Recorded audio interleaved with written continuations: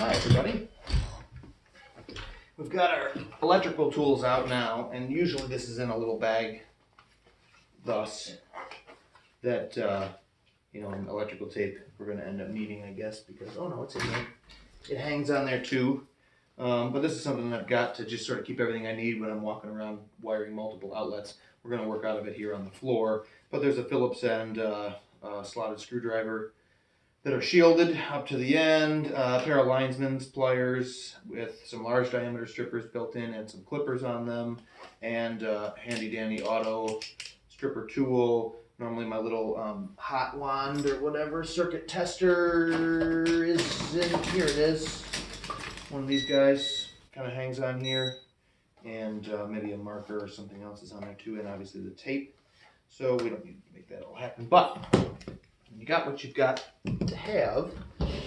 You've got your raw end of NM cable, non-metallic, and within that are your wires within your cable, and you're being careful about your nomenclature. We've got our box, and obviously that's got to be on here prior to making our connections to our receptacle. And we prefer plug and play, just push in receptacles, but making a little hook on the end of the wire and wrapping it around the contact is a bit beneath us and should be beneath you and anyone at this time. But that's the nature of this receptacle. We bought a slightly more expensive one. It is a 20 amp outlet, and this is number 12 wire, so everything's appropriately sized for a 20 amp circuit if we so choose to put a 20 amp breaker in the box, and we will. Just more is better, right? We're going to start by getting this into the box, like I said, first, so that when we pull everything back, we're in the right order. You don't want to get ahead of yourself and make all these connections. You can hear the cat snoring. And forget to do that. It's not like I did that right before this and then erased that video and started again. Anyway, we've got to smash out one of these little knockouts, which I normally do, but just depends on the manufacturer, but we're going to go on the wall like that. We want to come into the bottom of the box. So perhaps this screwdriver will do us. Just break that out enough to pull this cable through. And I'll do this while everything's still cut off flush. It's just handier than having to weasel all the 3 raw ends of wire in. It's your choice, of course. And this doesn't particularly need to be right in our way. It could be right the hell out of our way for right now. And we'll grab our auto strippers. They first close and then draw out to rip the insulation off the end of the wire. And you can get these from Irwin. Obviously I wanted red because that's sort of my thing. Helps me to identify my stuff and is a bit of branding, which might be a foreign concept to some of you trade people, but then again, what isn't, right? So we clear off all of our conductors. It's 2 conductor with a ground. Our common is ground, technically speaking, or not technically speaking. It goes to the same place as the ground that we use nowadays. This is a redundant ground. This makes the loop of power transmission back to the earth, and this is a redundant ground so that if anything should happen to this, vis-a-vis, we provide with our body a better route to ground.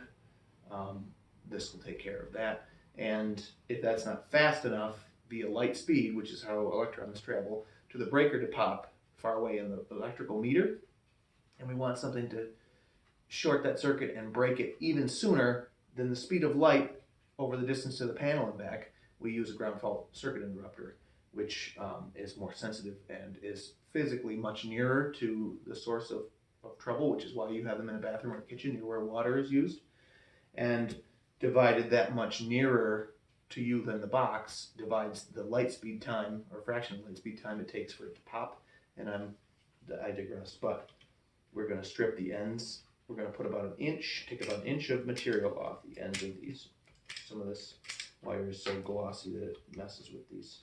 As your strippers get older, and you want to keep an eye on the age of your strippers, but as your strippers get older, they will get duller and have a harder time getting a hold of that slippery, heavy-duty insulation, which is that way for a reason, is so that it passes and doesn't get caught on things and get torn and short your circuit. So you make yourself an inch worth on either end when we're making hook type connections.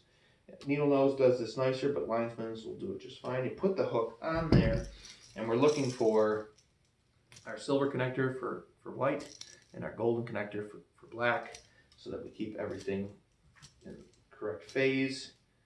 And so we'll hook our black around the gold connector. Doesn't matter which, you can see right on the side that they're connected themselves. You know, that just provides you multiple places to, if you're routing one outlet, you route this one outlet. If you're going to take off from this outlet and daisy chain to the next on this same circuit, well, now we don't have room on this contact screw, and we need to use the other provided contact screw, which is actually its whole reason for existence. We tighten that down real nice and tight. Put our, I'm going to try not to make a tangled mess of getting there, or not with our wire. We try to keep things kind of orderly. And this is why I hate making hooks. They're time consuming and lame. We'll tighten that contact down as well.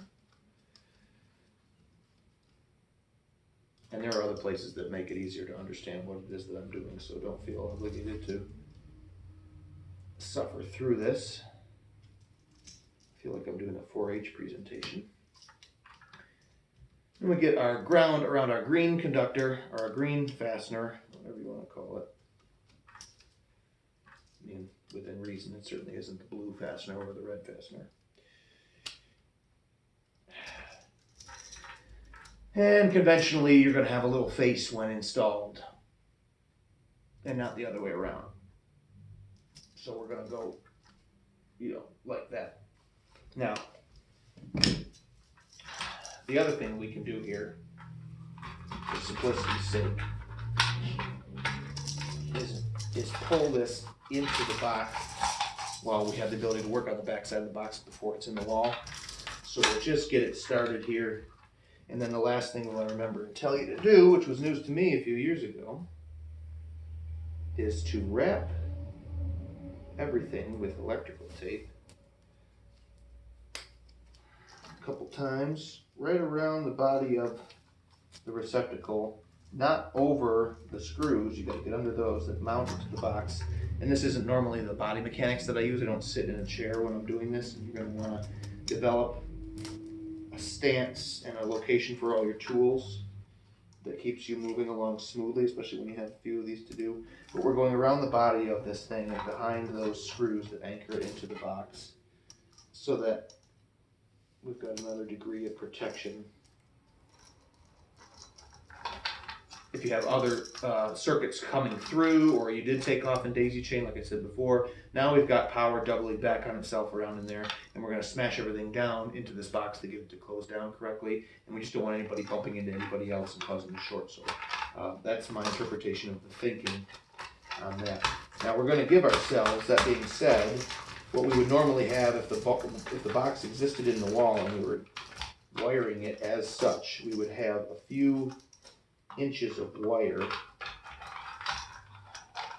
So I've zigzagged that around in there just a couple times, so that in the future, rather than taking this whole box out and pulling the wire out of the wall, which I may not be able to do, I've got a few inches to get the receptacle out and clear of the box to add a circuit or deal with it in whatever way I want. And now we've got these funky Robertson slotted screws. Oof. I wish the entirety of construction trades would just go to Torx. It's just such a wonderful system. All right. This is ready to be drawn back into the wall, and we'll use these screws to flip up these tabs and close in and pinch the drywall. And then we'll finish drawing that down, squaring it up in the box, and we'll apply our faceplate. Then we'll come back and check that out, and then talk about what we're going to do in the basement to energize us and connect us to power.